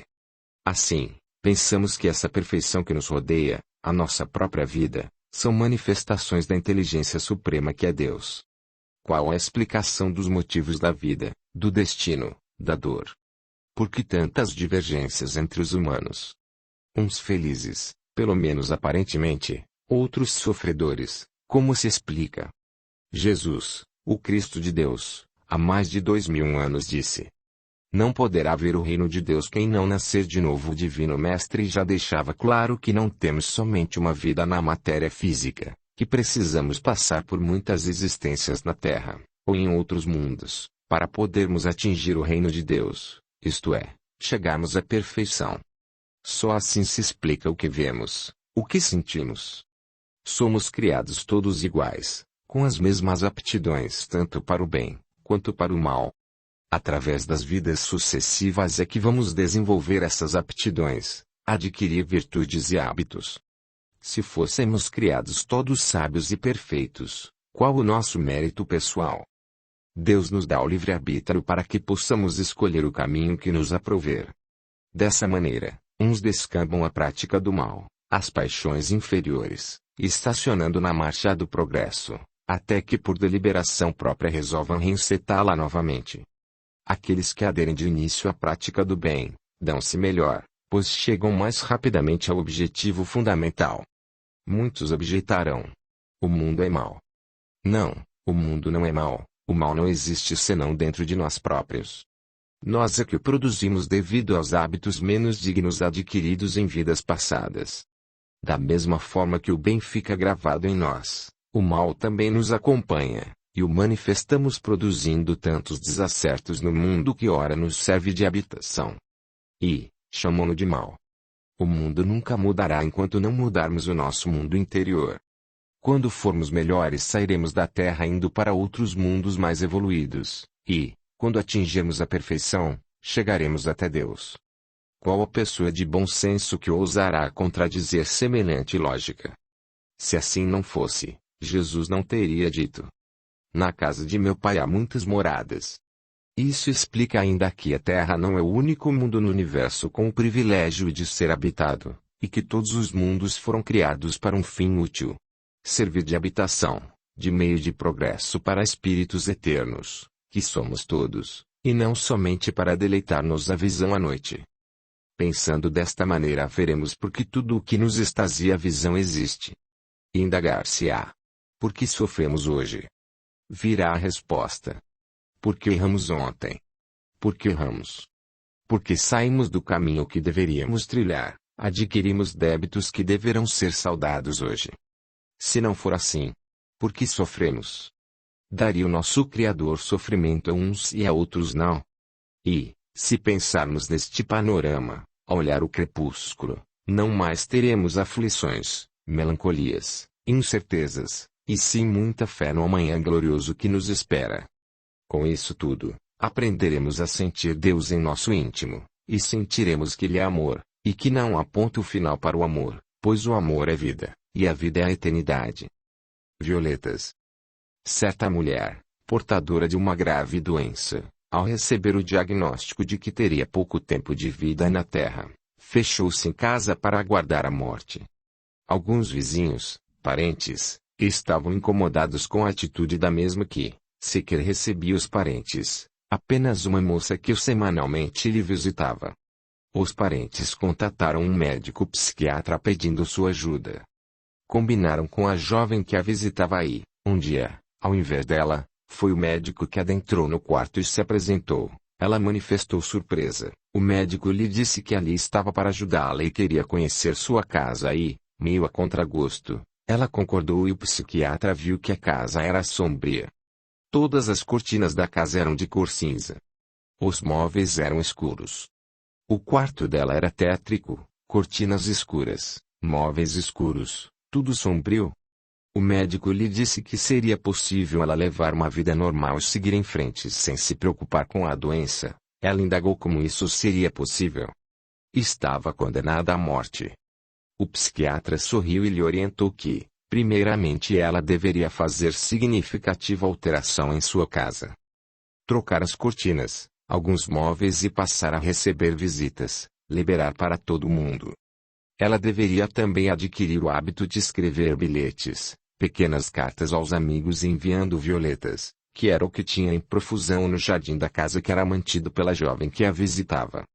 Inclusive, sugeriu que, para cada pessoa que a visitasse, ela deveria dar um vaso de violetas. Ela retrucou dizendo que, desse jeito, suas violetas acabariam. Mas, acatou a sugestão do médico. Procedeu às mudanças, a casa ficou outra, os visitantes vieram, seu ânimo mudou. Ela distribuía muitas violetas.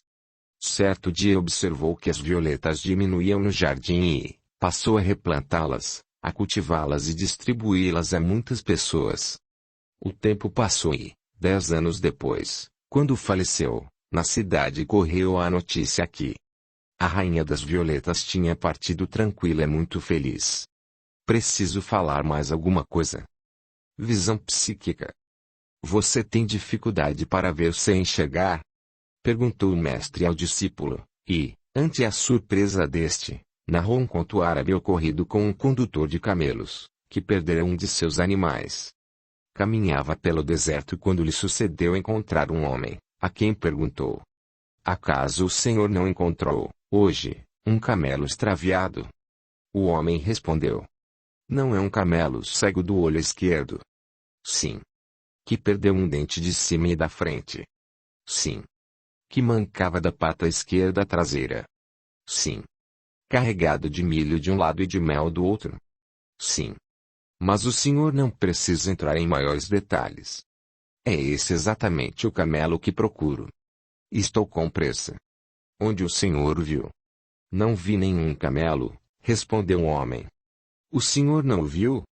E como pode descrevê-lo tão minuciosamente?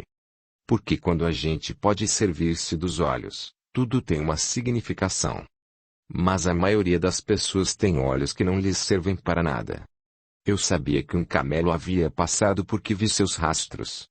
Sabia que mancava da pata esquerda traseira, porque de preferência ele usara desse casco e sobre ele se apoiara, como seus rastros o mostram. Sabia que era cego de um olho, porque só pastara a erva do lado direito do caminho. Sabia que perdeu um dente de cima e da frente, porque nos lugares em que mordeu as raízes, a impressão de seus dentes ficou patente na terra. O grão de milho escapou-se de um lado, as formigas me disseram. O mel escorreu do outro, as moscas me contaram. Sei tudo que se refere ao camelo, mas não o vi. Essa acuidade para se enxergar com a mente é algo que devemos buscar a todo custo. Muitas pessoas sofrem em razão da dificuldade para perceber nas entrelinhas, para não se deixar levar pelas aparências, pelo imediatismo. Em suma, é necessário adquirir a capacidade para enxergar as mensagens que os fatos da vida estão nos dando. Do contrário. Fim. Este audiolivro representa uma contribuição do canal Surya Chand Audiobook, para aqueles que necessitam, como é o caso dos deficientes visuais, e como forma de acesso e divulgação para todos. É vedado o uso deste arquivo para oferir direto ou indiretamente benefícios financeiros. Lembre-se de valorizar e reconhecer o trabalho do autor, adquirindo suas obras. Junte-se a nós, se inscreva no canal,